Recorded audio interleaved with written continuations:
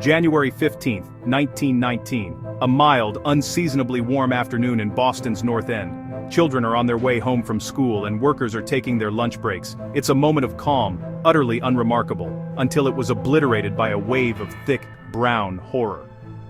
This isn't a story of a blizzard, a hurricane, or a fire. This is the story of the day a neighborhood was drowned in a tsunami of molasses. A wave, reportedly as high as 25 feet and moving at an estimated 35 miles per hour, tore through the streets, crushing buildings, derailing a train, and killing 21 people in one of the strangest and most tragic industrial accidents in American history. This is the Great Molasses Flood, and the lessons it taught us about corporate negligence are still relevant a century later. Our story centers on a single structure at 529 Commercial Street, a massive steel storage tank owned by the Purity Distilling Company, a subsidiary of the United States Industrial Alcohol Company. Molasses, a byproduct of refining sugar, was a crucial commodity. It could be fermented to produce industrial ethanol, a key component for making munitions, but also, critically for purity, alcoholic beverages. And in 1919, with the 18th Amendment, Prohibition, looming just a day away from being ratified, the company was in a rush. The tank itself was colossal, 50 feet tall and 90 feet in diameter, capable of holding 2.3 million gallons of molasses, weighing an astonishing 13,000 short tons. The problem was not the molasses, but the container. The construction of the tank was, to put it mildly, shoddy. It had been built just a few years earlier, in 1915, under the direction of a treasurer, Arthur Gell, who had no architectural or engineering experience. No proper tests were performed. Locals reported hearing strange groaning noises when the tank was full, and worse, it leaked so badly that the company had painted the lower portion of the tank brown to hide the seepage.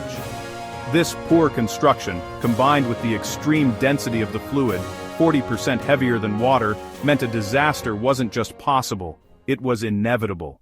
The clock ticked toward 12:30 p.m. on that January day. The air temperature had spiked sharply, climbing rapidly from the near-zero temperatures of the preceding days. Just 24 hours earlier, a fresh shipment of warmer molasses had been pumped into the structure. This warming of the new molasses and the older, colder molasses inside caused thermal expansion, increasing internal pressure. Simultaneously, fermentation inside the tank was producing carbon dioxide, adding even more pressure against the already critically stressed, thin steel walls. Witnesses recalled hearing a sound that they would never forget.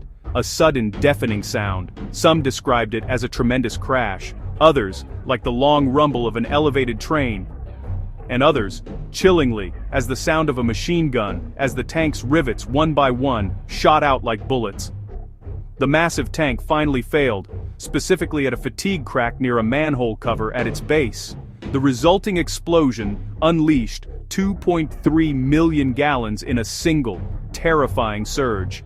The initial wave, a liquid wall of brown syrup, surged out with the speed of a freight train, 35 miles per hour, and a height that swallowed the street, 25 feet.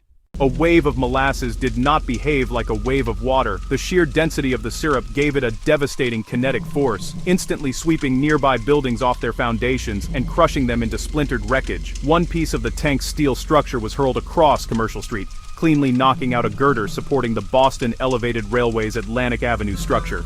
A streetcar was momentarily tipped off its track. But the greatest tragedy was in the viscosity. Molasses is a non-Newtonian fluid. Initially, the extreme pressure and warmth from the rupture caused it to shear thin, allowing it to flow incredibly fast. But as the wave moved and began to spread, it rapidly cooled in the cold January air. The science of it is terrifying. The fluid quickly became a thick, sticky, gelatinous trap. People and horses caught in the initial rush, like the 10-year-old Anthony DeStasio, were picked up and hurled. But those who survived the initial impact were then trapped in a waist-deep, smothering goo. A report in the Boston Post described the scene. Molasses, waist-deep, covered the street and swirled and bubbled about the wreckage. Horses died like so many flies on sticky flypaper. The more they struggled, the deeper in the mess they were ensnared. 21 people lost their lives, either crushed by the force and debris or drowned and suffocated in the thick, inescapable syrup. Over 150 others were severely injured. Help arrived almost immediately, in the form of 116 cadets from the USS Nantucket, a training ship docked nearby. They ran through the knee-deep mess, wading into the syrup to pull out survivors. Soon, police, Red Cross nurses, and Army and Navy personnel joined the effort. But the rescue was a struggle against the very medium of the disaster. Molasses made everything treacherous.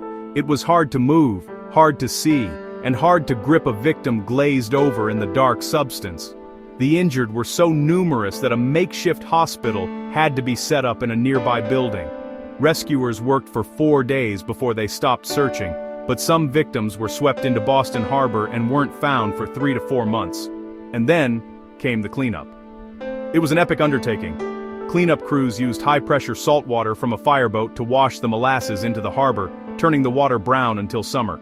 They used sand to absorb the thick muck on the streets. The cleanup in the immediate area took weeks, but the disaster's residue spread far beyond. Rescue workers, residents, and sightseers had tracked the sticky mess onto subway platforms, into streetcars, and into homes. It was widely reported that for months afterward, everything a Bostonian touched felt sticky. In the aftermath, 119 residents filed a class-action lawsuit against the United States Industrial Alcohol Company. The company, seeking to deflect blame, tried to claim the tank had been deliberately blown up by anarchists. After 3 years of detailed hearings, a court-appointed auditor found the company undeniably responsible. It was determined that the cause was not an outside attack, but blatant negligence. The thin steel, the flawed rivets, the lack of proper testing, and the refusal to address the persistent, visible leaks. The U.S. Industrial Alcohol Company was forced to pay out a settlement of $628,000 in damages, an amount equivalent to over $11 million today. This landmark case is considered a crucial milestone, paving the way for modern regulations regarding corporate responsibility, construction standards, and industrial safety. The sweet smell of the disaster, however, was not so easily dismissed. For decades, residents reported that on hot summer days, the entire area still carried the distinct, sickly sweet scent of molasses. Today the site of this unique disaster is Langone Park, a city-owned recreational complex, a place for baseball fields and bocce courts, directly on the waterfront. A small, unassuming plaque commemorates the dead, a quiet reminder of a moment when Boston was forced to confront the deadly consequences of cutting corners. The Great Molasses Flood remains a vivid, bizarre, and sticky footnote in history, a dark tide that forever changed the rules of industrial safety.